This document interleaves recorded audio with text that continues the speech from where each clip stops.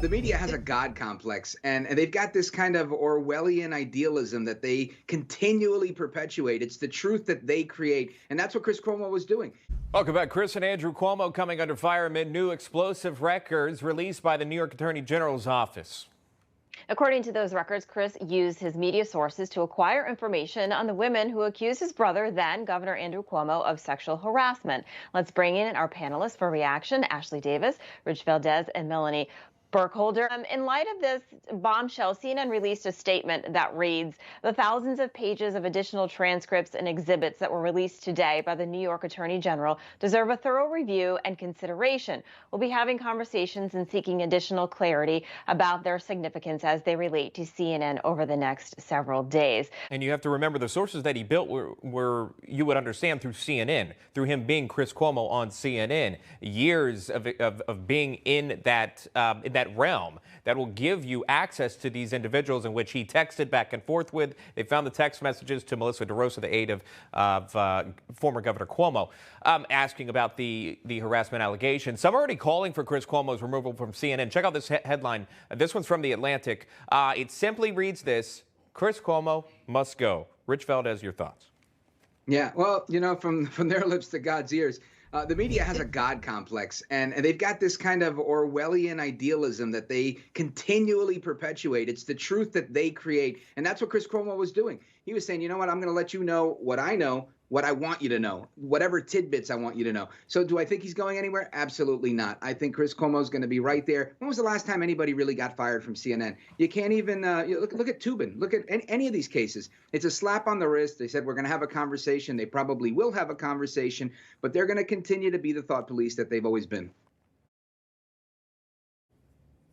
All right, Ashley Davis, Rich Valdes, Melanie Burkholder, stick around. All right, stay with us. More to come. We'll be right back. National Report returns after this break.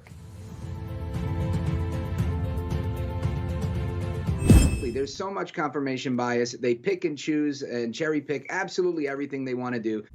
White House Press Secretary Jen Psaki now defending President Biden's travel ban.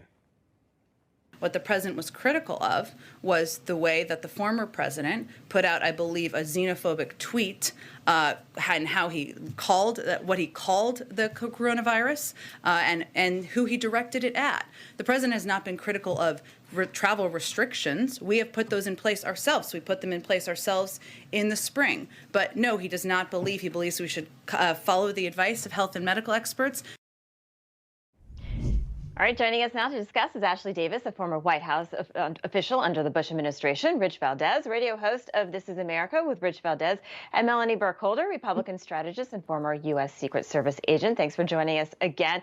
Let me go back to Rich Valdes. The point about she's trying to respond to the xenophobic tweets being called out, President Biden versus former President Trump. How are they different? Is there hypocrisy? Well, the hypocrisy is always on display. I mean, I think the progressive left within the government and within the media, and Jen, to circle back, Psaki, silent P, she's like the correlation coefficient of those two areas.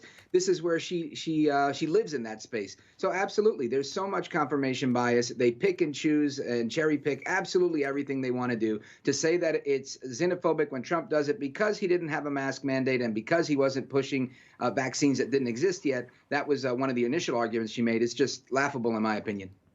And I love what Rich said, Jen Psaki, P silent, circle back Jen, because that is exactly what she's going to do. She's going to spin this and make sure that we know that, oh, good old Joe is not being xenophobic by his travel ban, yet he called President Trump's travel ban a, quote, disgrace. Yes, that's the job, right, is to spin. Well, Ashley, Rich, and Melanie, thank you so much. We appreciate it.